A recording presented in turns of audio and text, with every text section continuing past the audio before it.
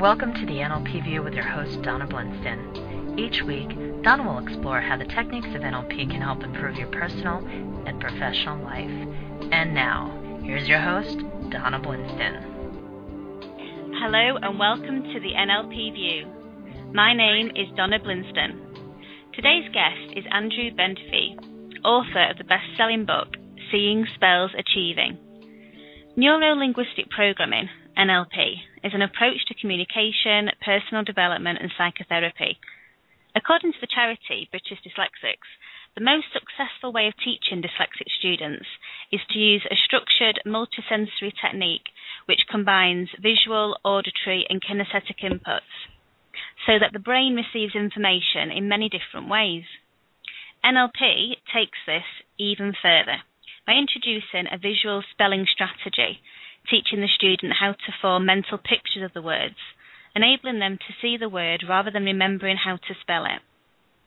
NLP refers to a stated connection between the neurological processes, hence neuro, language, linguistics, and behavioural patterns that have been learned through experience, programming. NLP addresses the motivational and emotional issues that can improve learning abilities in both numeracy and literacy. Andrew Bendefy's book, Seeing Spells Achieving, is an easy-to-run, practice-orientated approach which teaches the reader how to visualise the words and break free from any limiting beliefs around their abilities. So I'd like to welcome to the show Andrew Bendefy. Hello, Andrew. Hello, Donna. How are you? Lovely to be here. Really well, thank you. It's wonderful to have you on the show today, Andrew. It really, really is. Thank you. And well, I want to personally thank you for writing your book, Dyslexia. Dyslexia was something that held me back in the past, affecting my self-esteem, my self-image, my confidence, and it caused me to place multiple walls in my own way. And I didn't believe I would ever be able to achieve, and then I could, and I can, and I am doing, and it's just brilliant. And that's all I can say, really. NLP has enabled me to conquer this and shine, and I feel honoured to interview you today, Andrew, because I know that your book and the work that you do will help so many people.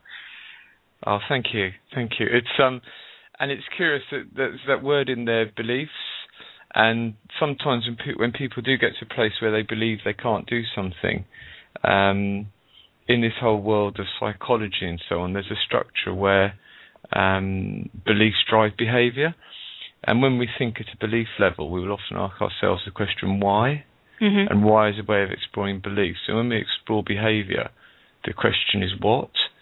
And it's curious, when children are naughty, parents would often ask them the question, why did you do what you did, i.e. what was the belief that drove the behaviour. That's so often the way things happen, and for so many individuals, if the belief is I can't do this or I'm not going to get this, then the behaviour will match it. And it's helping to make that change to belief level, which will then drive the behaviour and the success. So it is lovely to hear that. It is. And, well, before we go any further, could you please just tell our audience about yourself? Yeah, sure. I started my professional life as a central buyer for a UK retail chain, and then moved on to a company well known in the States called the Xerox Corporation. For Xerox for just under 10 years. And then about 8 years ago, I had the opportunity to take a year out and do some studying. And at that time, the reason I chose to do it was because China and India were coming to town in such a big way with products at the same price, same quality, same lead time. I decided the differentiator in any business meeting would be myself. So I started studying consultancy and mentoring at the University of Hertfordshire, which then led me into neuro-linguistic programming, and then I also studied hypnotherapy with an American organisation, and then lots of other studies with group mastery. And after a while, it almost becomes a bit like playing in a sweet shop, and learning just becomes so much fun. And along those journeys, I met a lady called Olive Hickmott, with whom We jointly wrote Seeing Spells Achieving, and then we've both gone on now to work independently in so many different fields, just helping individuals to shine light on their own lives. It's amazing work that you're doing. It's, as I'm repeating myself, but there's so much need for it. So I think there's a lot of stereism around dyslexia, and I think half of it is because people aren't aware of what's available. Yeah. Especially when people have got a milder form, when they just think that they're poor spellers, they haven't related that to the fact that it's actually a dyslexia, and that there's help out there that they can use for themselves, and to acknowledge that the fact that they've got dyslexia isn't anything negative, bad, or any of the other connotations. It's actually a gift. Yeah. And my framing on this is that people who have dyslexia are almost too intelligent for the world they live in, and very often they have the ability to run processes at 100 miles an hour, and they can see solutions that others can't see, and see ways of doing things. And you look at so many of the great inventors in history who've had dyslexia, and whilst it's brilliant having 100 mile an hour skills, the English language is something that has to be seen at 4 miles an hour, because it just has no logic to it. And it's almost a way of slowing down one's skills to see what's going on, and then once they've cracked it, they can pick up speed again. Yeah. So when I see clients privately, I'll normally see them for 2 1.5 hour sessions, approximately a week apart. By the end of the first session, children from the age of 6 upwards are spelling words like encyclopedia forwards and in reverse, and just going, this is like a game. And you can see their parents going, how is this possible? Yeah. You know, and that works right the way up the age range. And it's just so rewarding, you know. It brings learning back to life, and it's like the word education means to draw out or to lead, and you can see them drawing it out of themselves and going, all right, give me another one. Mm-hmm. I knew it wasn't me. And it literally becomes curious inquiry. So. And do you find that a lot of it, not so much a lot of it, I don't mean dyslexia, but I mean the way that we're taught in schools doesn't lend itself to help children who are dyslexic, especially the way the books, because the books are full of pictures that will lead them to almost create pictures and create a story themselves, which doesn't always necessarily relate to the language that is used. Yes, it's funny because within the English language, there's lots of words that are just kind of glue words that join everything else together. Yeah. So if I was to say one thing I often do with clients when we meet is I say, just close your eyes for a minute and imagine your best friend walks in the room. Now imagine they've dyed their hair bright pink. Mm-hmm. And now imagine both of you are standing in front of your fridge, and just see yourself pulling open the fridge door. And just have a look and see where the milk is. And what's the colour of the lid on that? And they can pick it out immediately. And I go, I know for a fact that 5 minutes ago you weren't thinking about the colour of your milk bottle top lid. But you've just proved 3 things to me. Number 1 is, of course, you know what your best friend looks like. Number 2, not only can you remember that picture, but you can create a brand new picture of your own because your best friend doesn't have pink hair. Mm-hmm. So if you can remember pictures and you can create pictures, who's in charge of your pictures? Yeah, you are. And bang, just like that, you can find a picture. Now, guess what? The first stage of reading, writing, spelling, numbers is remembering a picture. And you're going to be really good at this because you've just proved it. And then off we just go down that road and just play with it. But the curious thing is, in the UK, the first words that schools are directed to teach to children are called keywords. Yeah. Now, if I was to say to anybody what colour's grass, or what colour's a banana, or what colour's a strawberry, they can go green, yellow, red, and they've got those pictures there. But if I was to say what's an of, or what's a should, all those words have no, and should, would, could, in, on, the, but, and, so, what, where, when, why, if, off. So none of those words have pictures. No, they don't, no. And curiously, you can see children reading, and adults as well, and they'll very often skip those words out because they don't have a picture. They have no relevance. And 100 miles an hour, why do I need to slow down for those? Yeah. And you can sometimes see it when a child, for instance, might get told, come and sit down for dinner once you've washed your hands, and they sit down for dinner and they haven't washed their hands because the picture sequence of the sentence was come and sit down for dinner, wash your hands. Because the words once you haven't got pictures. Yeah. And it's just enabling them to learn a process where they can start to visualize words and spot the mistakes. Because to listen to the word free and the word phone, one would think they both begin with the letter F. Yeah. And it was almost whoever was inventing the word phone decided they were going to have a laugh at our expense. and it's curious that on that note, in certain countries, they'll spell phone with the letter F rather than PH. And I've had clients who were diagnosed as dyslexic in English, but they're fine in Spanish, German, Italian, where the word phone would be pronounced pahone. I see that a lot with clients and with my own family. My brother is now fluent in Welsh, and his Welsh is better than his English. And he'll find that he's 13, but he'll find that he'll think about it in Welsh to then go and think about it in English, because in Welsh they'll tell you what it is and then they describe it. So they've got the picture and then they're describing it afterwards, whereas in English it's the other way around. So he finds it a lot easier to, when he's trying to describe something, to automatically revert to Welsh, which isn't his mother tongue, yet it's a language that he finds a lot easier to explain things in. Yes, and that reminds me of this. Very often I work with individuals who've grown up in another country and come to the UK, and they'll still be thinking in their mother tongue, which if it has a different phonetic structure to English, then they get suddenly told, oh, we think you might have dyslexia. And it's not, it's just because they're thinking in a different language logic. Yeah. And especially in Europe now, with the whole joining of the European Union, there's very often people from Poland, Slovakia, Czech Republic coming to the UK, still thinking in their native tongue and really struggling with the English language. And for them, pictures is the only way out. Yeah, it does make sense. Well, I've done it. I've been on that journey. I always visualise my words. And it's one of the first things that I notice when I'm working with clients who are coming with, usually it's a self-esteem, it's a confidence, it's a lack of ability to move forward. And half of that is because they feel that they're not good enough, or they can't do it, or they wouldn't be successful because of their dyslexia.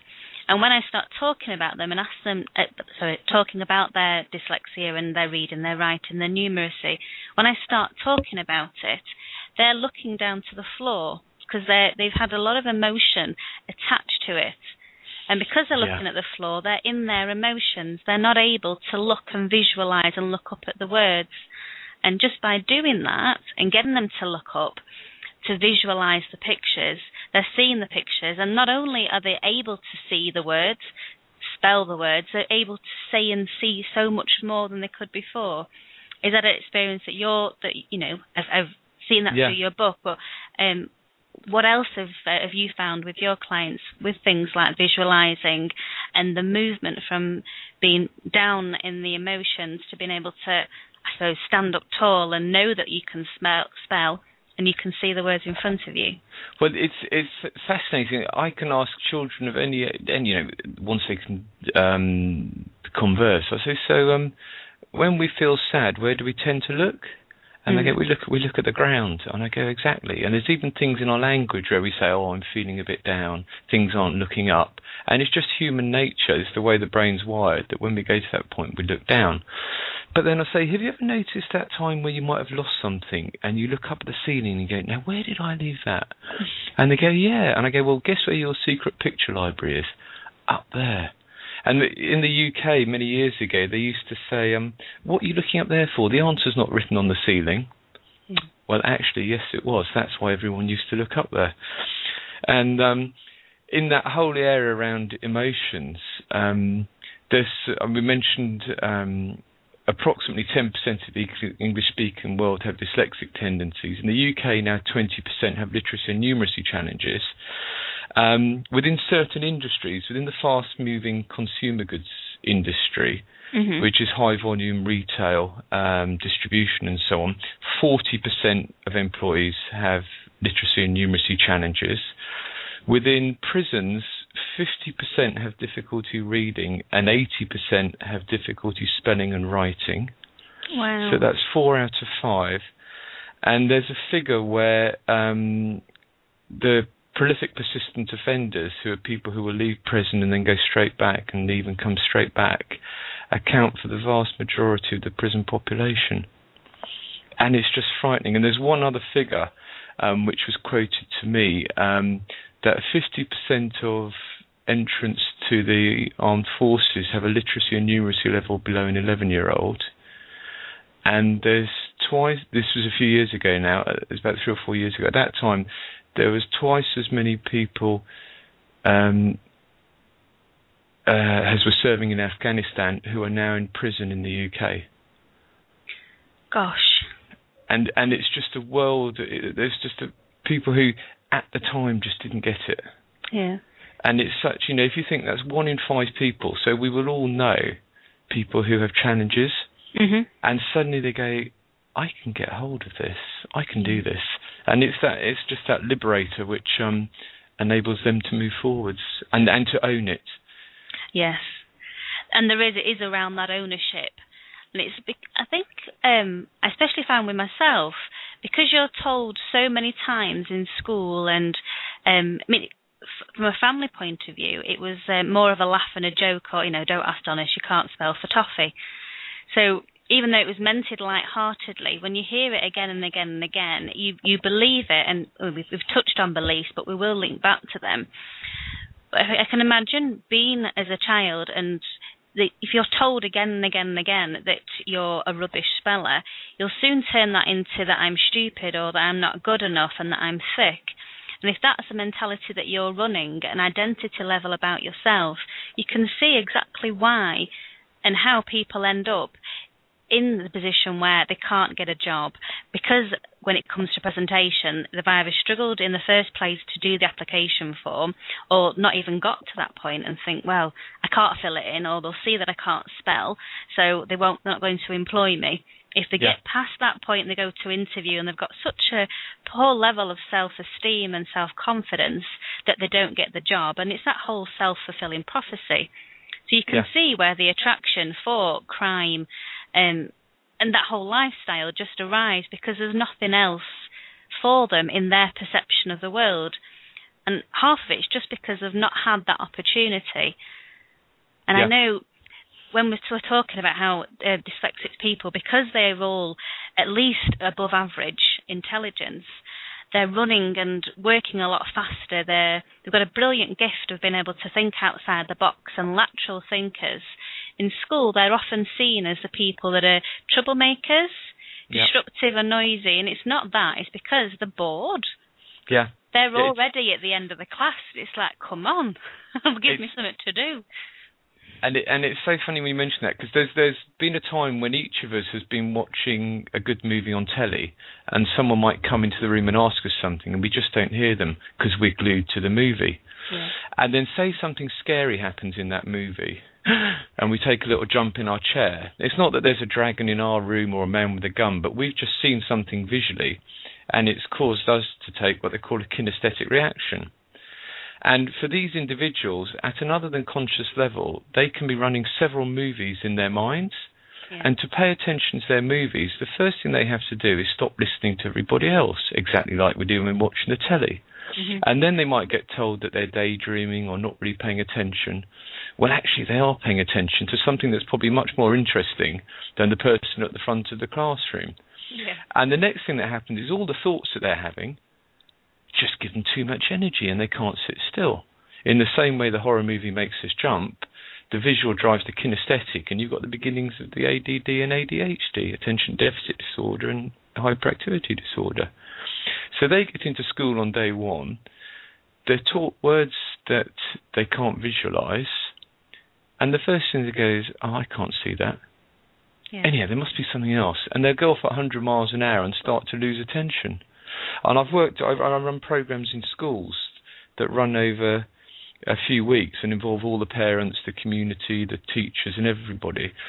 And at the end of it, these children are just getting top marks in their spelling, and they're jumping up the spelling groups, and they're just going, and it's just a complete engagement back in themselves and in their education. It just gives me goosebumps hearing things like that, Andrew. It really does. There's one of a young, well, I say he's young, is 14 that I work with. I actually work with his mother, is what started it off. Yeah. And there was multiple things. Dyslexia was the primary thing, but she came with me for interview technique. And as we worked through, it was dyslexia was the undercore, and as she's transformed and she's just running 1,000 miles an hour at the moment, she's asked me if I'll work with her son. So I've started doing different things with regards to spelling, only just recently. And when she first approached me, she did say that my son's got ADHD, but nobody will ever confirm it, but he's always mad, chaotic, disturbing in school, etc., etc., what we've just touched on. When I sat and spoke to him, he was distracted. Half of it he didn't want to be there, and he was in a situation that he was put there by his mum. But when I asked him and just slowed him down, he was calm, collected, was listening to what I was doing because I paced him and I slowed him down, stopping him running as fast as he wanted to run. Yeah. And half of that, I asked him to find a spot in the room that he wanted to look at and just look at that one spot and see what he notices. And because of doing that, he turned off his movies, like you were just saying. And from that point on, we could then start to work together. Yeah. The mind, the brain is just, wow, it inspires me so much. And it's curious, there's one thing, any listeners can try this with their own children. You can say, what letter comes after the letter B in the alphabet? And they'll say C. And you go, what letter comes after G? And they go, A, B, C, D. Yeah. And you can hear them running through it, because unless they start at A, they're not going to find it, which is an auditory process. There's nothing visual going on there. And those will, more often than not, those individuals will also have difficulties with their multiplication and division. Yeah. And there's the absolutely brilliant little game you can play. And if you try this now, just imagine up on the top of the wall in front of you or on the ceiling above your head, there's a triangle. And at the top of the triangle is the number 56. In the bottom left-hand corner is the number 7. And the bottom right-hand corner is the number 8. And now let's have a look at this. If we multiply the 7 by the 8, the answer's sitting at the top of the triangle, 56. And if we divide the 56 by the 8, the answer's sitting in the other corner, 7. And if we divide the 56 by the 7, there's the 8. And they just go, oh, I can do maths. Yeah. And suddenly, by the time they come back for the second week, they've cracked it. Because it's just a case of learning the pictures. Yeah. And it's that there's sometimes an acceptance of, oh, I'm rubbish at maths. It's like, oh, yeah, I'm just one of those people who doesn't get maths. And you just go, just try this for a minute. And they go, oh, maybe I do then. I used to struggle with maths, and half of the struggling with maths was I was fine that the calculations, your adding, your minus, and your times table, it was whenever there was a sentence structured into it. Yeah. And I just didn't do it. I couldn't, because I was so lost in the wording of it that I couldn't. I spent more time trying to decipher what I was asked, and I never got to the point of looking at the answer. I couldn't separate them out. Yeah. And it's curious, there was a program on Channel 4 at the beginning of 2010, and it was called Kids Don't Count, and it was all about the numeracy challenges within schools, again, where 20% of the population have numeracy challenges. And after the program was aired, I was invited to come along to the Channel 4 program review of what was aired, and there was several specialists from the field and some from business as well. There was Justin King from Sainsbury's and so on. And we had a chat, and then they said, any other thoughts? And I said, well, one thing is 20% of the population can't read. And they went, yeah, but this is about maths. And I went, yeah, but bear with me. When you look at the tests that they're doing, a certain percentage of the questions are comprehension maths. So the question might say there were 7 cars travelling at 4 miles an hour for 1 hour. How many miles did they do in total? Now, well, the actual question is, what's 7 times 4? But it was their English that let them down. So as long as 20% of the population can't read, they're never going to do any better in their maths. And they just went, that wasn't picked up in the programme, was it? No. And I went, there you go. So it's a curious juxtaposition, the way it all kind of starts to make sense. And it's almost like knocking dominoes over. Yeah. And, once one goes, and there's another one where sometimes individuals will go upstairs and they go, now what was it I came upstairs for? Yeah. And their way of storing information is almost like point 1 will be directly in front of their face, point 2 will be behind that, point 3 will be behind that. So they can only see the point. So they go upstairs and go, now what was it I came for? Now imagine that as a spelling strategy where you've got all the letters one after another, rather than in a line running from left to right. And that's where individuals will spell, for instance, they'll spell the word remember and they'll leave out the E and the M in the middle. Yes. So there's a whole field around timeline therapy, and an awful lot of this can be linked with people's concepts of time and how they process information, which is part of the field of NLP or neurolinguistic programming, and even down to individuals looking at obsessive compulsive disorder, having to run things in a certain sequence, and having to start at step 1, a bit like with the alphabet, having to start at letter A. It's funny you mentioned timeline. I was with a client, I'm sure I mentioned it when I last spoken to you actually. I was with her again yesterday, and I've asked permission to share her story. With regards to timeline, with NLP, there's the theory of timeline is that in relation to where you are now, your past is in a direction from where your body is, as is your future. And if you think about where that is now and point to it, you'll notice that there's a line. When she was looking at her future curved up in front of her and was very much like a block wall in front of her. And for her, when I was started to work with her over her dyslexia and looking at her spelling and numeracy, when we started that path and I asked her to look up, she couldn't look up. And she didn't want to because she was hitting this wall. And it took us a few sessions until I started thinking, okay, what else could be going on? We started looking into timelines out of a curiosity to find that this was there. And if someone has got possible beliefs or limiting beliefs about them, they will put these walls up and blocks in their way so that they don't have to deal with certain issues. Yeah. That's one thing that I've come across a few times, and certain with this girl, just by slowly lowering that wall and giving her permission, she's enabled herself to visualise again. A thing that just wasn't there for her because she'd, in a way of self-protecting, she'd put this wall there. And it's just interesting how we all have our own coping mechanisms and way to deal with things, and it's not until somebody asks, what's going on? What about doing it this way? Have you thought about this? If somebody isn't there to offer that, it doesn't happen. Yeah. No, it's just amazing. And even with children, I say, so if you were to think of last week, would last week be in front of you or behind you? And they go, well, that would be behind you, of course. And I go, next week, well, that would be in front of you. And I go, look, that's one way of thinking of time.